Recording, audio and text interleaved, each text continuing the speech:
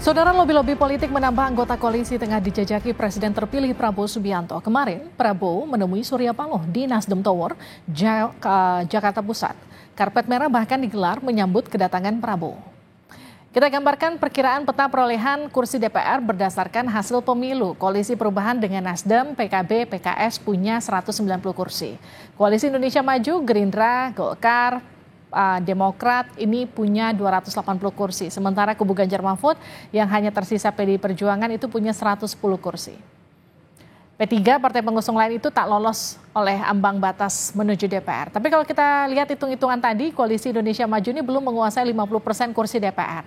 Jika Nasdem bergabung, kubu pemerintahan Prabowo akan punya sedikitnya 60% kursi di DPR.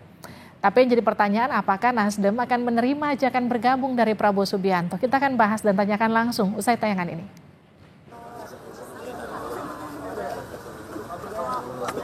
Usai diumumkan sebagai Presiden terpilih 2024-2029, Prabowo Subianto bergerak cepat merangkul lawan politik. Kemarin Prabowo menemui Ketua Umum Partai Nasdem Surya Paloh di Nasdem Tower, Menteng, Jakarta Pusat. Prabowo mengaku selalu menawari dan mengajak Surya Paloh untuk bergabung ke koalisi pemerintah. Oke.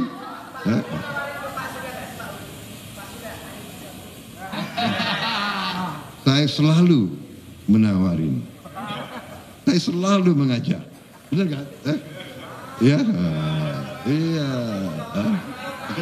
Ya. Oke ya. Baik. Baik. Sementara Surya Paloh tak menjawab tegas ajakan Prabowo.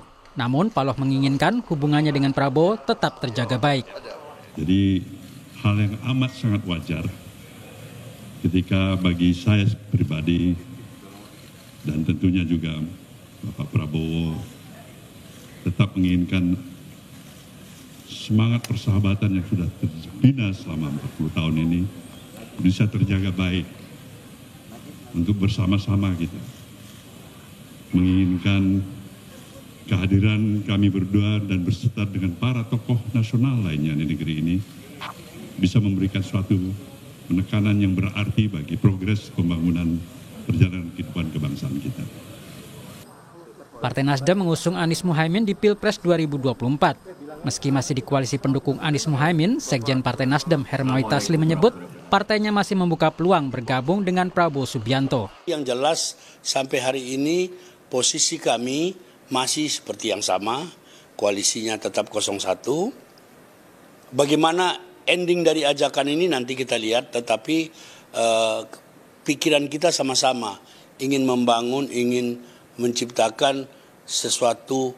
Kita berharap juga pemerintahannya kuat. Ada yang tanya bagaimana Nasdem mau tetap oposisi apa koalisi. Bapak Surya tadi mengatakan peluangnya 50-50. Nah, pegang itu aja. Peluangnya 50-50.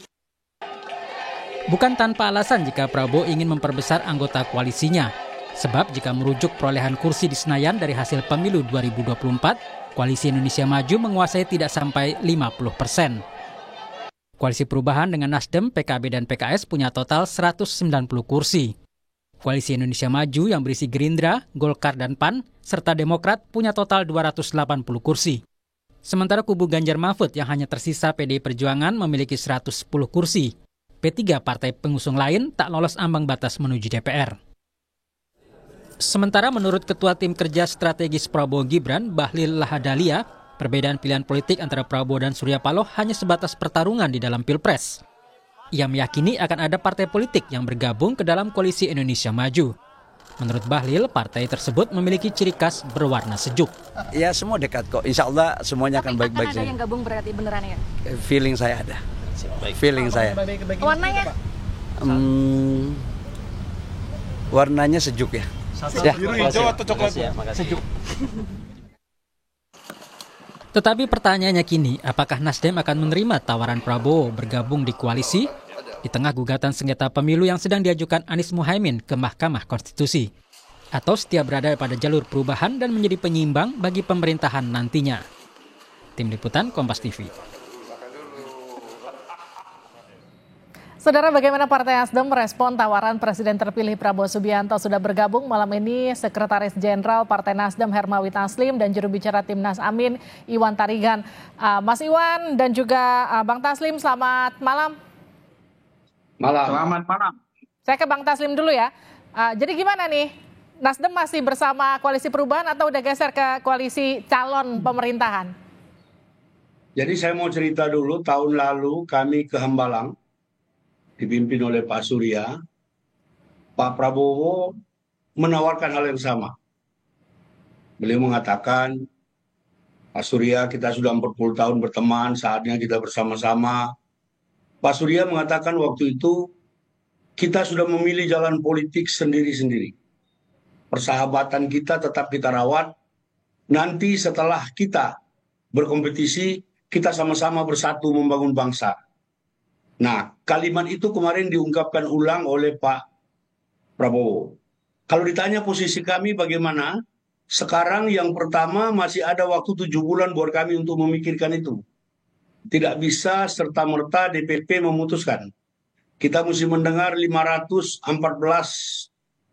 DPD kabupaten kota yang tersebar di seluruh tanah air, terutama teman-teman Papua, 6 provinsi yang ke-6-6-nya kita maju sebagai pemenang di sana. Yang kedua, kita juga harus berdiskusi dengan 2.000 sekian anggota DPRD Nasdem.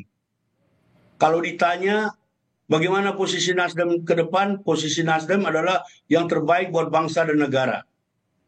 Yang terbaik buat bangsa dan negara itu nanti kita pertimbangkan, tetapi yang lebih clear lagi, Pak Surya mengatakan kemarin peluangnya 50-50. Nah, itu yang saya mau tanya. Kemarin kan 50-50, kalau hari ini udah geser belum? Udah bertambah belum dari 50-50-nya?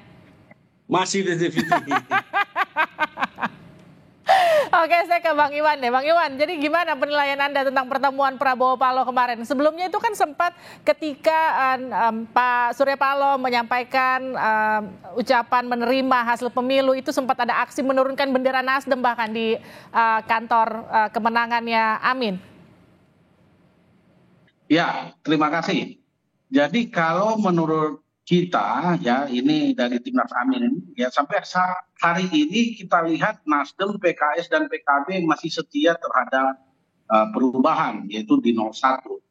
Tetapi kita harus ingat, ya ini kan batasnya ada, ya batasnya ada, dan Nasdem punya hak konstitusi untuk melakukan apa saja.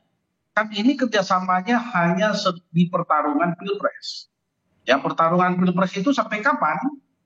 Kemarin KPU sudah mengumumkan, ya.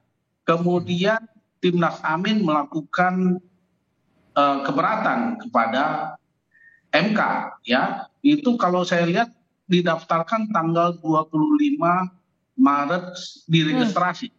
Oke. Dan itu keputusannya itu paling lambat tanggal 14, yaitu tanggal 22 April, itu sudah harus ada kepastian apakah tuntutan Timnas Amin itu ditolak atau tidak. Oke. Kalau seandainya keputusan diterima, artinya Nasdem kan masih harus berjuang di Timnas Amin. Baik. Ya, artinya pertandingan belum selesai. Tetapi apabila tanggal 22 April sudah selesai, ya diputuskan umpamanya 02 sebagai pemenang definitif, maka di situ sudah secara legal Nasdem bisa memilih kemana saja karena sudah selesai.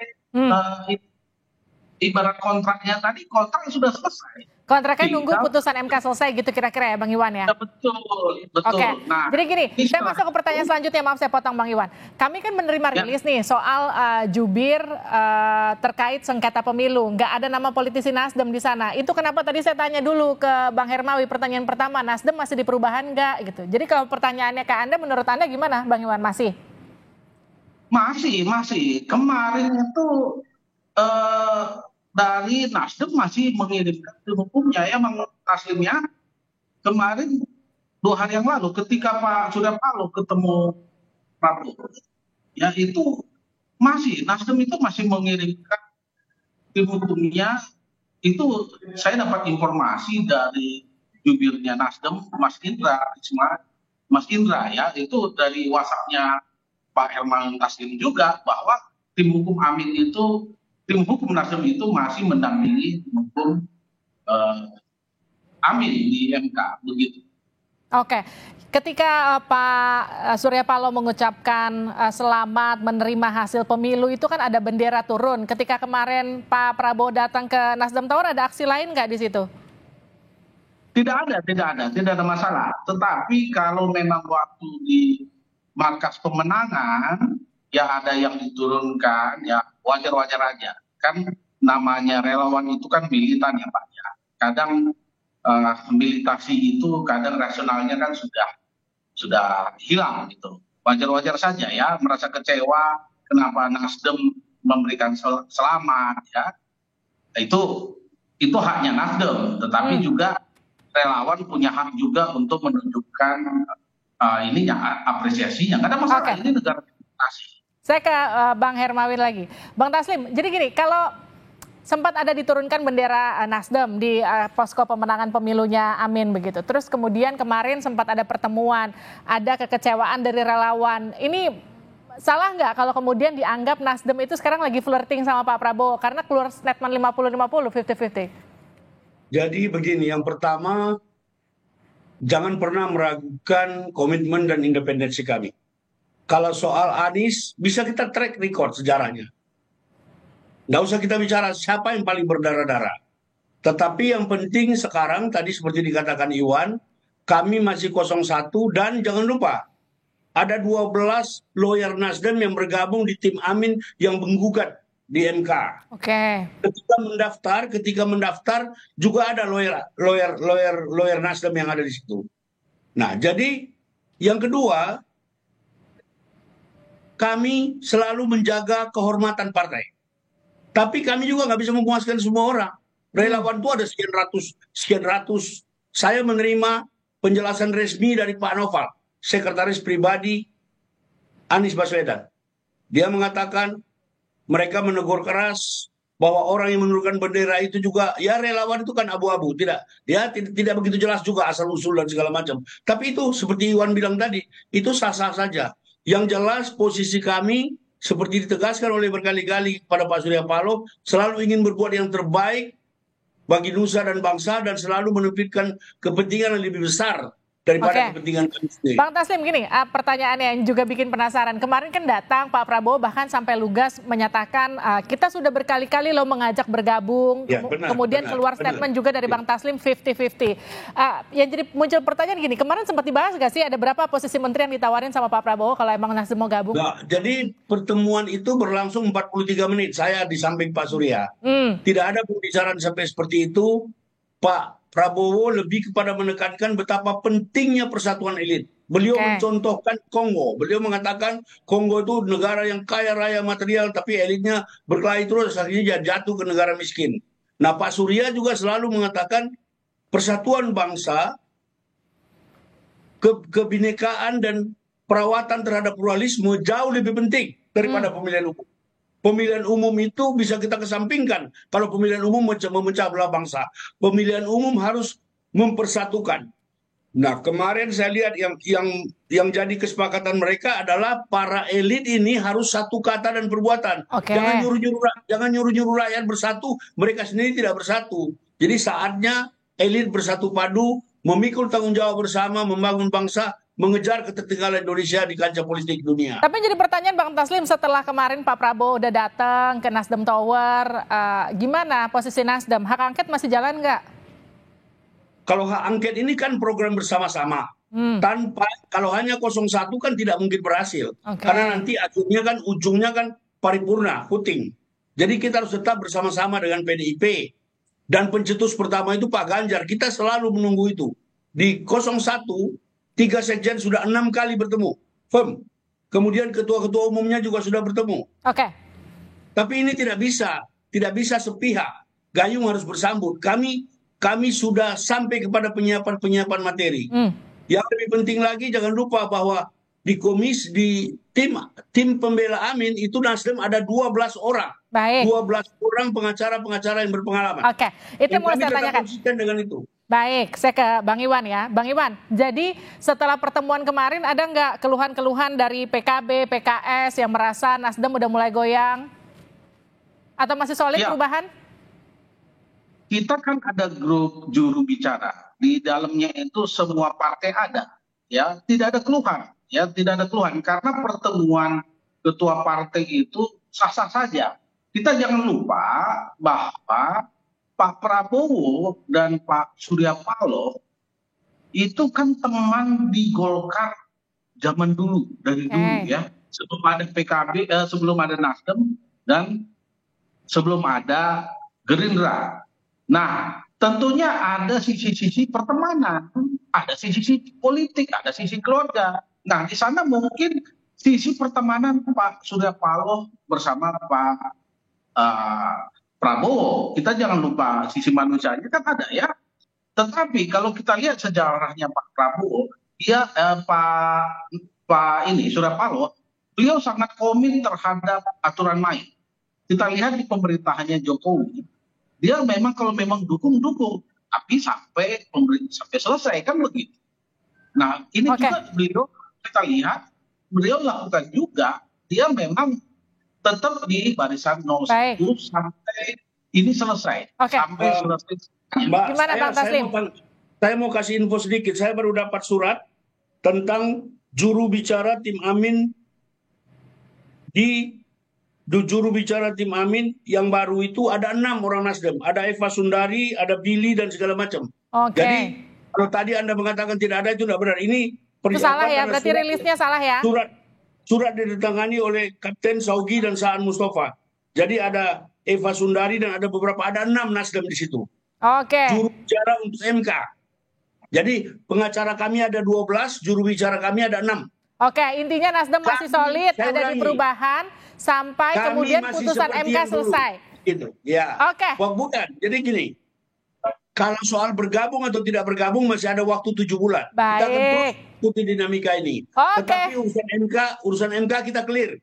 Urusan MK kita akan ikuti sampai tuntas. Kita tetap setia bersama Amin. Kawal MK sampai tuntas, baru nanti urusan koalisi nanti masih ada waktu 7 bulan lah ya. Kira-kira gitu lah ya. Posisinya sekarang yang penting masih 50-50 gitu ya Bang Taslim ya. Terima kasih Bang Taslim. Terima kasih Bang Iwan sudah bergabung di Sapa Indonesia Malam. Sehat-sehat selalu.